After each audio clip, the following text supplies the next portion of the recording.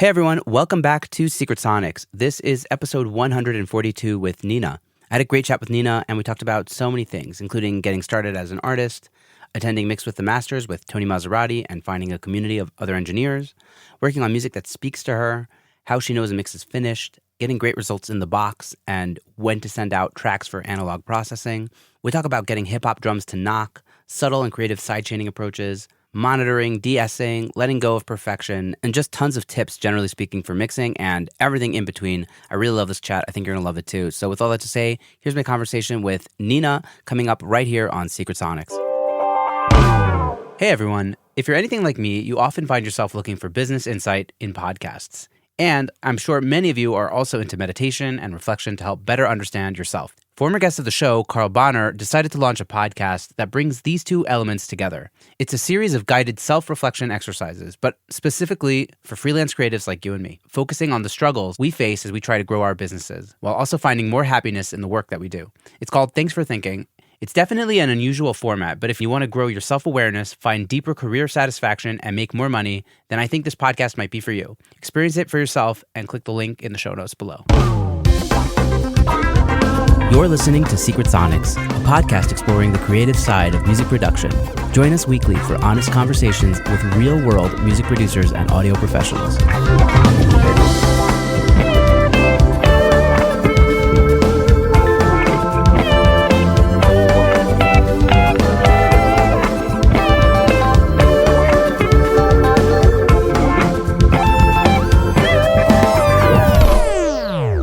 Hello, and welcome back to Secret Sonics. I'm your host, Ben Wallach. My guest today is Neenah.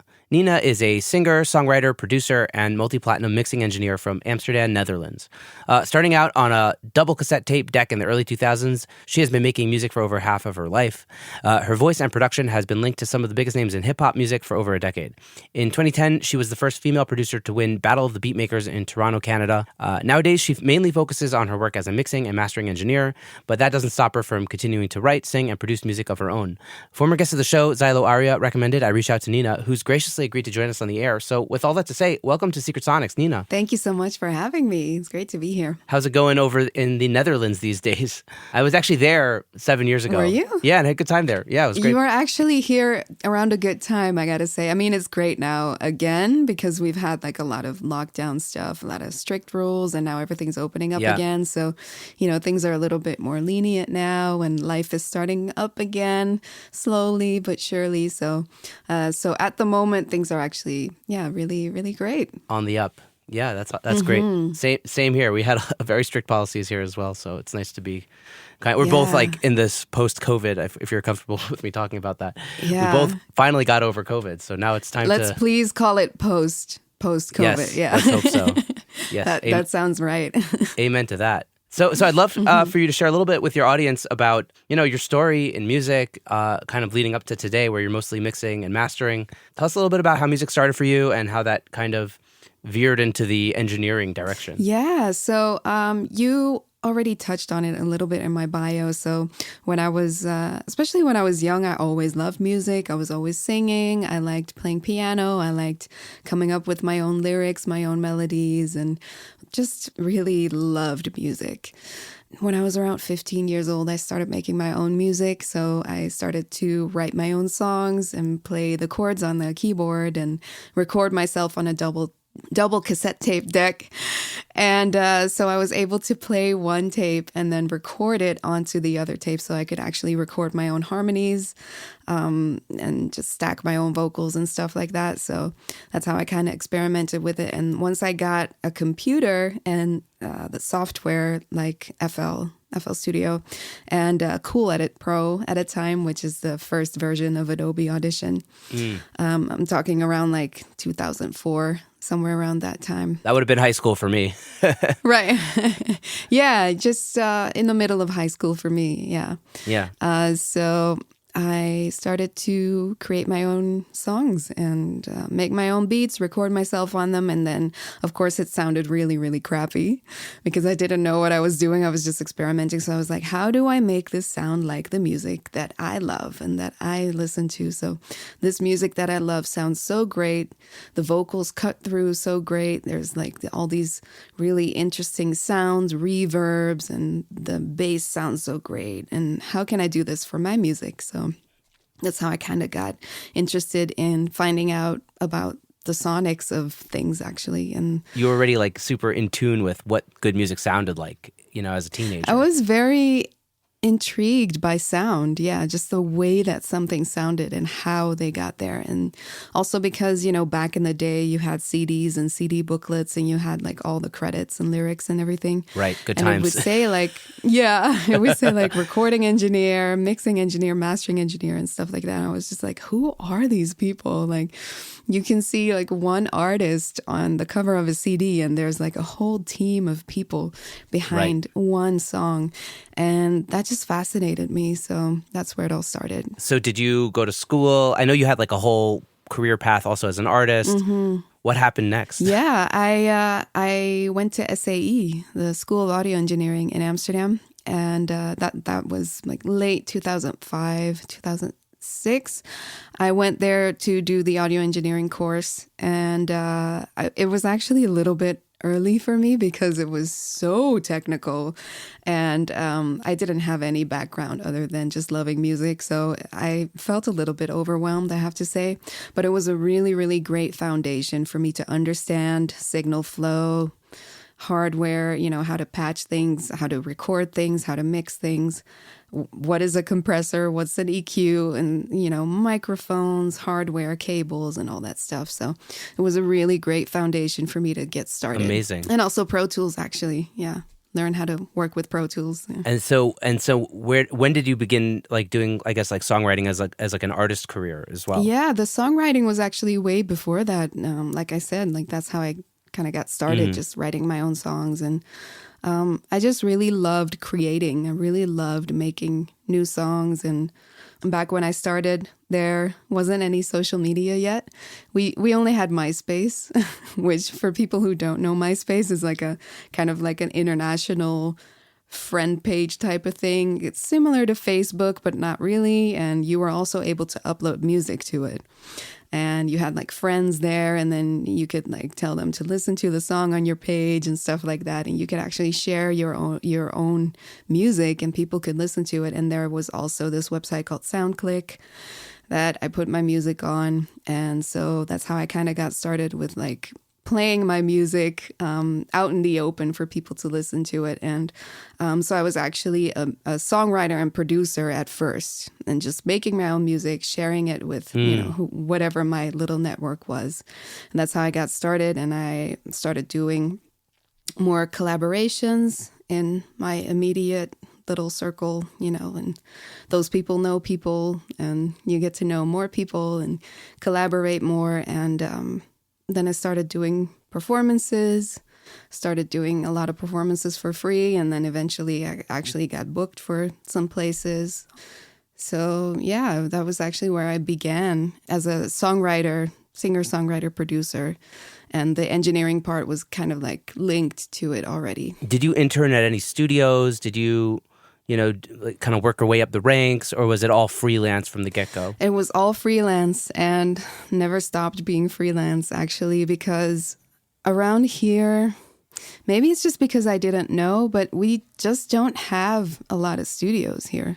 Like there isn't a huge studio culture here. And I guess back in the day there wasn't really, and still to this day, there's only like maybe 10 really good studios in the whole country. Really? Yeah, so that wasn't really a given for me to kind of look for studios. And actually, it never really occurred to me that I should do that. Like, I just really liked how I was doing things on my own and was trying to kind of like figure out how to, I don't know, do things that I love every single day. And sometimes that would be recording other artists, mixing it for them on the spot, and stuff like that. Or I would make a beat for an artist. The artist wants a chorus on it, and I would provide this chorus and, like a full production with chorus on it.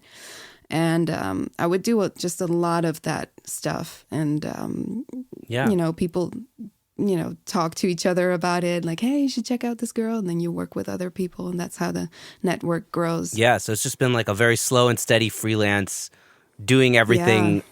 Yeah. That's amazing. Yeah. It's so funny. It's like, didn't even occur to you. Because for me, like my journey, I was like, I wanted to do that. And by the time I was like trying to like do that, there was nothing available. Like all the big studios were kind of like shutting down. Like I got started, I guess around a decade ago, a little more, like let's say 12 years ago. I decided, I want to also do engineering in addition to playing music.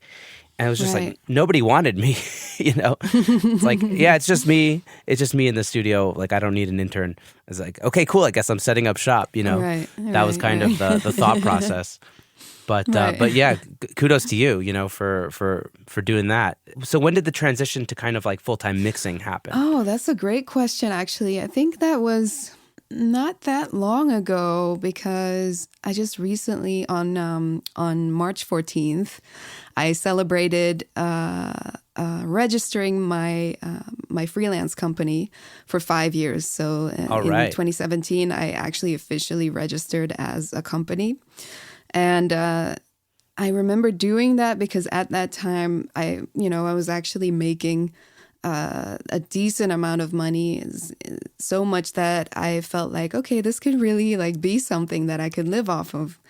And so that was the main motivation to like actually register as a company. And you have to describe like what kind of company it is. And then actually the first part of the description was sound engineering, because I was doing more and more and more and more of it. And besides that, I was also doing production and singing and songwriting and stuff like this.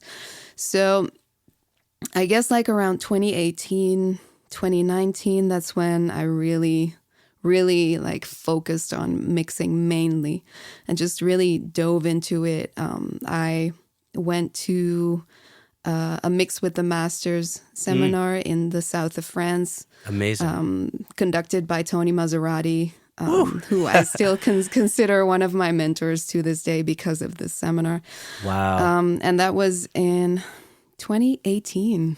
And I learned so much there. And it was just like a crash course of like, oh my God, there's so much out there that I didn't know about. Because not only are you learning from one of the best in the world, you're also in this group of really amazing engineers who are either at your level or better or way better.